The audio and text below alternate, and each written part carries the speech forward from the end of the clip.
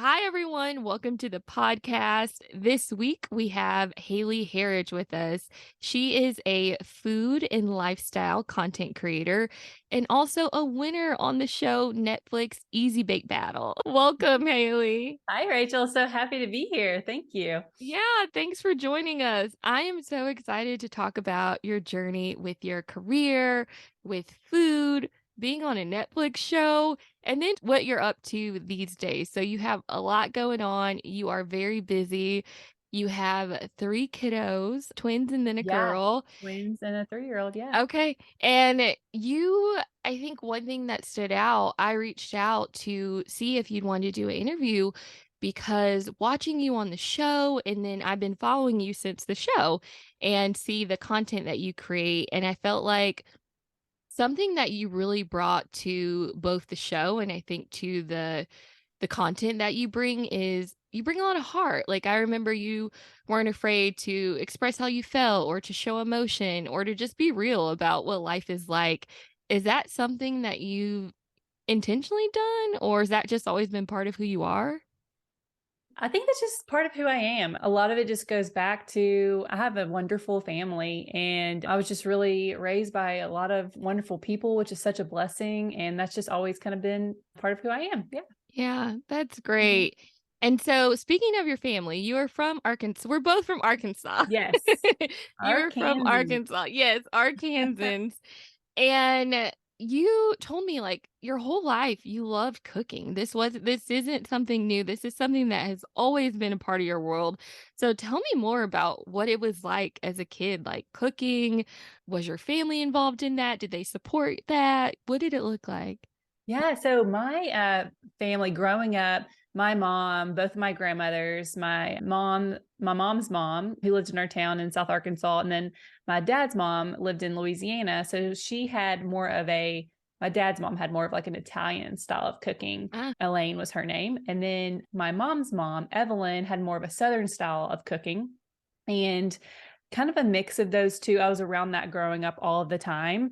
Both my grandmothers and my mom, Cindy, like absolutely loved to cook as well. They were always cooking and providing for their family in that way. It's just a way that they showed love to their friends and family. And so I think just being around that, I just thought that was so cool. I always wanted to help. I was always on some kind of little stool or box since I could stand beside them in the oh, kitchen, just so curious, so enamored by everything that they were doing and just wanted to learn.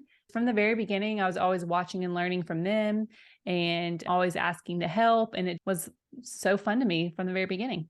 Yeah. yeah.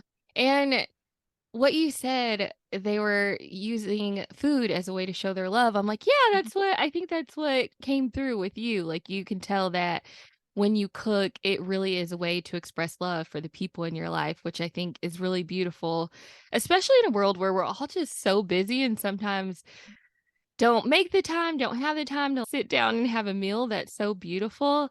So, you loved to cook as a kid. Was there any point when you started to think, this isn't just something I like to do. I think I want to make this more my career. Was that not a thought in your head?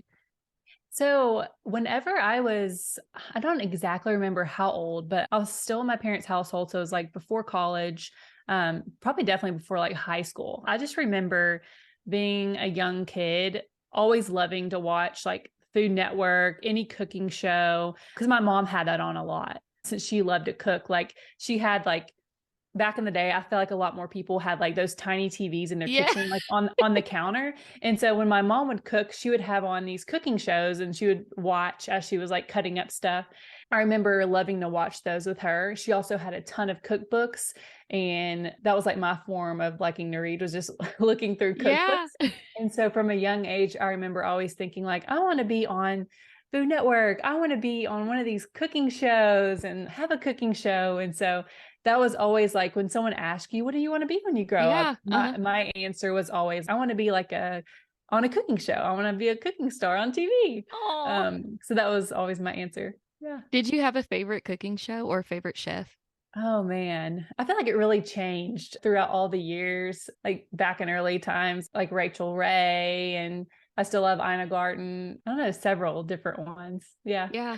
Those are the classics. Ina and Yeah. Rachel Ray, definitely if Bobby you're Flay. Like I loved yes. all those competitions. The competitions are so fun. Yeah. So you had this dream. I want to be on a cooking show. You grew up around food, learning how to cook. As you thought about going to college and then starting your career, where did you start? Did you start off working in the food industry? Did you take a different route?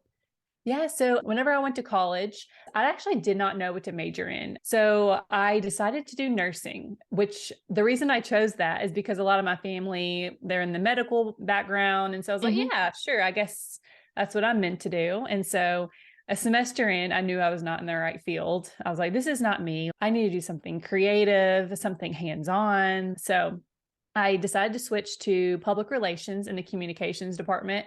And that was a really fun degree. I really enjoyed those classes. So that background really gave me a good grasp on like photography, videography, Oh yeah. writing, Hmm.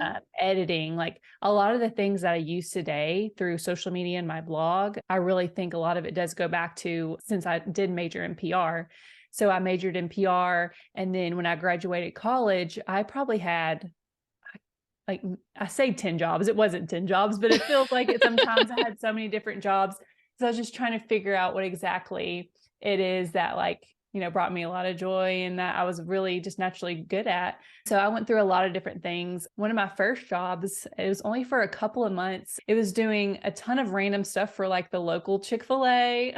Ah, That was like my first job trying to get my first real job, uh-huh. if that makes sense. But my first like real job out of college was I worked in hospitality for a big, like huge corporate company in Indiana. And we did a lot of dinners and events for customers. And that was so fun. I was more on the event side of things and doing more of like the PR event side of things. But we all work as a team in hospitality. And so it's so fun being around the chefs and getting to plan the meals and everything together with them and work the dinners. And so that was my first job. And then it was a long commute. And so I decided Mm. I needed to find something closer to where we lived. And so I started teaching Pure Bar classes in Indiana where we were living. And eventually, once I started teaching, I also became the studio manager and also loved that because Yeah. I think I was starting to find that like I loved to teach and Mm, mhm. I loved to be on the microphone. I loved to be in front of a crowd. Like it didn't make me nervous or anything Oh, like that. wow. So that's another stepping point where I was learning something else about myself. Like, okay, Yeah. I'm liking to teach, I'm liking to be, it gives me energy to like be, teaching this group of ladies. This is so fun. And then I found out I was pregnant with their daughter, Piper. Once that was getting closer to time, I knew I wanted to stay home with her. And so through all of this, through all these different jobs, the hospitality and the Pure Bar, I was also like editing YouTube videos for different clients. And so all these little things were kind of Mhm. preparing me for what I get to do today. And I also had my food blog through all of this. So Okay. as soon as I graduated college, I started my food blog. So that was just like my side project. When I had time, I would post the recipes I'd make for Jake and I for dinner or Oh, nice. for friends. And once we found out I was pregnant with Piper, then I was like, okay, I'm just going to get to really work on this food blog and take these skills I learned in, PR and hospitality and these editing YouTube videos and things like that to really just try to put more time into it since I can do that from home. And so, yeah. So, as you were doing this, so the food blog you've always had since college, you had a bunch of other jobs in between, which, by the way, loving to speak in front of people, I'm like, man, I wish that was a gift I had. It's something I've had to work on. So, that is such a cool gift to have. Well, I think you're a natural at it on here. Oh, that's very kind. I only have to look at one person, even Yeah. though multiple people listen. So, that's the secret I Yeah. found for myself. Mhm. Um, the food blog was a side thing. Were you intentionally saying, I need to take this job because I want to learn video editing. It's going to help me in the long run. Like, was every job you're taking as a full-time job with the intention of making the food blog a full-time thing? Or, yeah, how did you approach choosing which Yeah. opportunities to take? No, I mean, I think it just all, I was just taking jobs that really were interesting to me and that I was excited about. Cause Mhm. kind of backing up to like a reason why I kind of did the communications route is because another fun fact, growing up, I always asked to upgrade cameras and video camera, like Huh. video recorders. I remember my very first camera was one of those like video cameras that the little side popped out and you put Yes, your I hand remember. inside. So like for Christmas, I would always ask for like a new updated version. And so growing up, always loved like filming content and taking beautiful photos of things. And so that's something that always interests me alongside the loving to cook. Those two things have always kind of gone hand in hand. That's a big reason why all these jobs seem so interesting to me. Like hospitality, you're getting to work alongside chefs and plan out what the event and the meal will be like for these customers. That sounds so fun. The editing YouTube videos, I love to edit and be creative in that way. And so everything was always just like, oh, that sounds really fun. So it Yeah. wasn't intentional in that I wanted to be a full-time, food content creator. It just kind of really lined out that way. And honestly, God really just made a path for different opportunities kind of coming to me, and I just took them. So, Yeah, yeah. your path seems like along the way you got Mhm. every experience and skill set that you Yeah. needed for what you're doing today by following what you're interested in and where the doors opened up. And so as you went on this new journey, you go from I believe you said the last job was the Pure Bar studio manager. You found out you're pregnant. You're going to stay home. You still have the food blog. So as you transition to now being a mom, what happened with the food blog that you had? Yeah, so it was really pretty active as far as like my actual website. Mhm. It used to be called Haymade, and I had two separate Instagrams, Haymade recipes and my just Haley Herridge. But now it's just all in one, Haley Herridge. My website was a lot more active, I'd say, like my actual website. It's now haleyherridge.com. It used to be Haymade back in the day, to all my day one followers. But ever since Piper was born, my website slowed down a little bit. And I mainly just did Instagram content because there's so many different avenues. I kind of had to like pick one because like my full-time job is a mom. And Yeah. so that's my first priority. And so I was like, okay, I have all these things I'm juggling. Let's just pick one to focus Mhm. on. So I picked Instagram. And so today that's still what I mainly post on. But my plan as my kids are starting to get a little more independent, a little older. So as time kind of goes on, that is going to get booted back up a little bit more. But in these like super young years, Yeah. I'm kind of not letting it be too big of a worry for me right now Yeah. and just kind of mainly focusing on Instagram, might get a little more into TikTok. So we'll see. Yeah. Oh, nice. Yeah, I've Mhm. heard about this. I have not downloaded TikTok because I'm afraid I will lose all of my free time to scrolling. Is it super addictive? Yeah, it kind of is. So, I mean, yeah, if you don't have it, I mean, I like Instagram better, but Yeah. Okay. So, you have the blog, but you decide to transition to Instagram mainly. So you still have the website, but you're Mhm. like, "I'm gonna focus on Instagram." How did you end up on a cooking show? Like, where does the cooking show come into all of Yeah, this? I get so excited to talk about this. This is like one of my favorite things to talk about. So it's been a long, long time coming. Getting on that show was several years in the making. And I would say ever since I graduated college, so now that was 7 years ago, I believe. So right when Jake and I got married, I started the food blog. I just started to look up these food competitions. I would just Google search like, cooking competition, Food Network competition, or um, home cook competitions and things like that. And you would kind of get in a rabbit hole and be like now casting, and everything was always very vague. It Mhm, wasn't like, okay, this Food Network, this Netflix show. Sometimes it is, but most of the times it's just very like general information. Like if you are a cook that, or just a person that likes to bake, or. And so I eventually put myself on a couple different email lists and subscribed to things where I could get things in my inbox like, okay, now casting for this, you can apply. And so for I guess it was more like 6 years. The show was like a year ago. So maybe like 5.5, 6 years mhm. ago is when I kind of really started to apply. And I applied to so many shows. And there's a lot of different ones I got super close on, got through like several interviews and Skype interviews. And I really thought I was going to get on a few of them. And then I ended up not.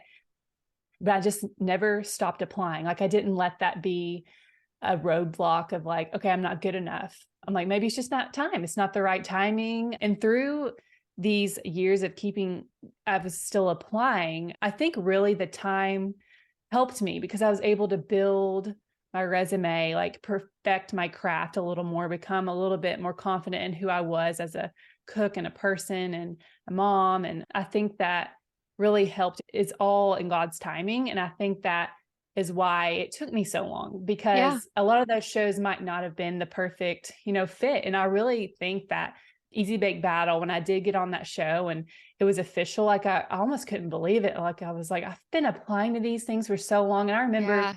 going through the first few rounds of the Easy Bake Battle interview. And that one was like just now casting home cooks. Like you didn't know it was on Netflix. You didn't know who the host was. You didn't know any of the The name information of the at all. show? You The didn't know name the of the name? show. You didn't Oh, know wow. anything until you actually get on the show. Like even when you're going through, it's a several month process of interviews. And even when you're going through all those interviews for several months, like you do not know any of that information. And I remember when I got the call, the official call that they tell you, it's Netflix, but they don't tell you the host yet until you get there or whatever. Oh, It's like, wow. it's Netflix. This is the name of the show. And this is kind of like some of the stuff about the show. Mhm. And I just remember being like in shock, like, okay, this is the timing right here. This is all leading up to this moment. It was all worth just the years of applying and not giving up. Yeah. How do you keep going? 6 years of applying, getting so close, and you said you didn't take that as, "This is not meant for me." You took it as, "It's not the right time, it's not the right show. Let me perfect my craft." That is so hard to do sometimes when you're facing rejection constantly and when it feels like your dream is never gonna happen. I know I've been there before where I'm like, "God, am I just not meant to do this? It seems like it's Mhm. not gonna work." What were things that you did to keep going and to keep that perspective if you ever started to veer off the path? How did you Yeah. keep moving forward? I would say honestly, not thinking about it so much and not getting so stuck on the actual end goal. I think a lot of times with anything, not just applying for food shows, but if you are just so hard focused on that end goal, instead of maybe some of the day to day or month to month or year to year things you could do to get you to that point, then you kind of get stuck in this cloud of not remembering why you're doing what you're doing. And I think it really helped me at the end of the day, just like, okay, I didn't get on that show. I wasn't so like, where's the next one I can apply to right this second? I'm like, okay, let me figure out what it is I really like to do within this. Because in the beginning days of applying, I didn't know if I loved to bake more or if I loved to cook this specific type of food Yeah. more. I honestly didn't really know. And so I think it helped just kind of focus, taking one day at a time and being present and focusing on that day instead of like so focused, like dead set on that end goal, I think helped. Mhm. Oh, that's really good. So focusing Yeah. on the steps it takes to get there, doing the Yeah. work versus getting the certain result. Do the Right. work, enjoy the work. And Yeah. you did say you worked on your craft during that time. Do you get feedback when you're applying for these shows? Because I'm wondering, are you getting feedback so that you're like, oh, I can do this better next time? Or was it more just practicing what you already knew? I think it's more so like you're saying practicing Mhm. because you don't get a lot of feedback at all. I think you just kind of learn because all of these interviews and things are kind of all the same. And you kind of learn not to like, it is kind of like a game in a way, Mhm. but you're obviously not like lying about who you are, but it's more so like what's coming in these interviews and you feel more confident in like things are asking you. And I don't know, I think by interview 10 on this whatever show that I applied to, I Yeah. felt like, okay, I know how this is going to go now. And Mhm. I'm also 6 years into this food blogging. I know who I am as a person in this world. And so I think that helped too. Yeah, so Yeah. you went through that 6 years of applying, hearing Mhm. no, you finally got the yes. not just a yes, but a Netflix show. So who knows what some of these other shows were that you're applying to because you don't know much beforehand, but one of the biggest networks right now that exist. What did that feel like to finally hear yes? Yeah. It didn't feel real at all. Because I was just thinking at first it was going to be maybe like Food Network or the Cooking Channel, which is cool too. But like Yeah. Netflix is so awesome because it's just always on there. You can kind of always go back and watch it. That was like a very surreal moment. I remember that call. Yeah, very well. How'd you celebrate? I don't even remember, honestly. I think I was also just in shock too that they were going to bring me on there because I was pretty pregnant too. I was just like, what? Like, because I was 20 weeks pregnant with the twins on the Mm, show. And I yeah. found out I was going to be on the show a week or two before they flew me out. So I was Oh, probably like wow. 18 weeks. Yeah, it's very fast. When you find out, they're like, all right, we're flying you out in like 2 weeks. So I didn't yeah. know it was that fast of a Hmm. turnaround. Hmm. Wow. Okay. So then you're on the Netflix show, and I'm going to save this part. So Haley's going to be back with us for the next episode, and we're going to talk more about what it was like being on the show, that experience, and more about how she's built a personal brand and what she's up to today and how you can connect with her. So for now, where can people find you if they want to look you up, get more info, connect with you? Yeah, I would say mainly through Instagram. It's just at Hey Herridge, which is Hay and then Herridge. And that's kind of the main place right now that I post. Yeah. All right. I will link that in the show notes. And thanks, Haley. Excited to talk to you again. And thanks, everyone, for tuning in. Thank you, Rachel.